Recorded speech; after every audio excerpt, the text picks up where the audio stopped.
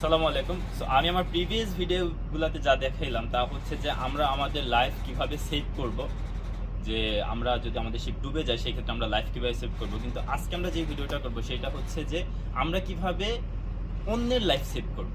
As like যে এরকম হইলো যে আমরা শিপ দিয়ে যাচ্ছি, তখন দেখলাম যে পাশে দিয়ে একজন ভেসে যাচ্ছে, ঠিক আছে, কিংবা আমাদের শিপ থেকে কেউ একজন পড়ে যেতে পারে, কিংবা অন্য পাশে একটা শিপ ডুবে গেছে, তো দেখতেছি ওই শিপে পুরো শিপে এরকম ভাসতেছে, সমুদ্রে ভাসতেছে। তো সেই ক্ষেত্রে আমরা তাদেরকে কিভাবে সেভ করব। তো সেই ক্ষেত্রে আমাদের সেভ যে ইকুইপমেন্ট দেওয়া করবো সেটাও একটা life saving equipment, and that is called rescue boat. এই যে আমি এখন দেখতেছেন যে আমাদের রেস্কিউ বোটের পাশে দাঁড়িয়ে আছি। সো এই রেস্কিউ বোট দিয়ে আমরা এই যে দেখতেছেন রেস্কিউ বোটটি ডেভিডের সাথে লাগানো আছে, এবং আমার আরেকটা ভিডিও আছে ইউটিউব চ্যানেলে, ওইখানে আমি খুব সুন্দরভাবে দেখাইছি যে কিভাবে রেস্কিউ বোট আমরা নামাইতে পারি। সো ওই সিস্টেমে আমরা রেস্কিউ বোটটাকে নামায়া তারপর রেস্কিউ বোটটাকে চালায়া আমরা ওই মানুষগুলোকে এরকম কাছে কাছে গিয়ে তাদের উঠায় আনতে পারি। সো বেসিক্যালি রেস্কিউ বোট হচ্ছে বাংলাদেশের স্পিড বোটের মতো। আমাদের যারা পতেঙ্গা গেছে কিংবা কাপ্তাই গেছে কিংবা এরকম অনেক জায়গায় আছে, ঢাকাতেও আছে, ইভেন বুড়িগঙ্গার ওই দিকে আছে, তো ওই দিকে গেলে তাদের স্পিড বোট যেটা, এই বেসিক্যালি রেস্কিউ বোটটা সেই স্পিড বোটে, কিন্তু আমাদের রেস্কিউ বোটে এক্সট্রা কিছু জিনিস থাকে যেগুলো স্পিড বোটে থাকে না। সো চলেন যে আজকে দেখাই যে রেস্কিউ বোটের অপারেশন আমরা কিভাবে করি এবং এটা দিয়ে আমরা কিভাবে দিক নির্দেশনা দিই।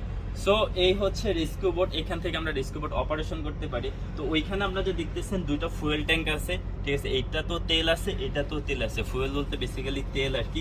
সো রেস্কিউ বোট আমাদের অকটেন দিয়ে চলে। সো এই অকটেন যখন আমাদের এই ফুয়েলের পাইপ আছে, ওই ফুয়েল ট্যাঙ্ক থেকে এই পাইপ দিয়ে এই ইঞ্জিনে আসে। সো এইখানে করার জন্য আমাদের রেস্কিউ বোট স্টার্ট করার জন্য ফুয়েল ট্যাঙ্কগুলো প্রথমে পার্জিং করতে হবে, ওইখানে পার্জিং কক আছে, তারপরে এইটা দিয়েও আবার পার্জিং করতে হবে, এইভাবে চাইপা পার্জিং করতে হবে। সো পার্জিং যখন করার পরে আমাদের এটা হচ্ছে ব্যাটারি সিলেকশন সুইচ। আমরা রেস্কিউ বোটটা দুইভাবে স্টার্ট করতে পারবো, এক হচ্ছে ব্যাটারি দিয়ে আর একটা হচ্ছে ম্যানুয়ালি। সো আমরা ফার্স্টে ব্যাটারিটা দেখি। সো ব্যাটারি সিলেকশন সুইচ দিয়ে আমার এক দুই কিংবা দুইটা ব্যাটারি আমি সিলেক্ট করতে পারি। এইখানে আছে একটা ব্যাটারি আর এইখানে আছে একটা ব্যাটারি। সো এই ব্যাটারি সুইচ দিয়ে আমরা ব্যাটারি সিলেক্ট করে তারপর বেসিক্যালি আর কোনো কমপ্লিকেশনস নাই, এখানে স্টার্ট বাটন আছে, স্টার্ট বাটনটা প্রেস করলে রেস্কিউ বোটটা স্টার্ট হয়ে যাবে। ইভেন এখন দেখা গেল যে আমার ব্যাটারি কাজ করতেছে না সামহাউ কোনো কারণে, সো সেই ক্ষেত্রে আমি কি করব, সেই ক্ষেত্রে ব্যাটারি সিলেকশন অফ করতে হবে। অফ করে এই যে ম্যানুয়াল সুইচ আছে, ম্যানুয়ালটা আমরা স্পিড বোর্ডে যে টান দিই না, আগে সেলো মেশিনগুলোতে যে টান দিত, সো এইটা এইভাবে বেসিক্যালি জোরে টান দিলে এটি স্টার্ট হয়ে যাবে। সো এইভাবে আমরা রেস্কিউ বোটটা স্টার্ট করবো। স্টার্ট করলে এখানে আমাদের রেস্কিউ বোটের হ্যান্ডেল আছে, এটা বেসিক্যালি বাইক চালানোর মতোই কিংবা স্পিড বোট চালানোর মতোই। আমি যখন এটাকে আমরা থ্রটল করব তখন এটা আস্তে আস্তে স্পিড বাড়বে, আবার রিভার্স থ্রটল করলে এটা তখন স্পিড কমবে। তো এটা আবার সামনে পিছে নেওয়া, এইদিকে করলে রিভার্স, এদিকে করলে অ্যাহেড। সো এটা স্পিড কন্ট্রোল করার মতো। আমি যখন যত থ্রটল করব এটা তত স্পিড বাড়বে, যত থ্রটল কমবে স্পিড তত কমে যাবে।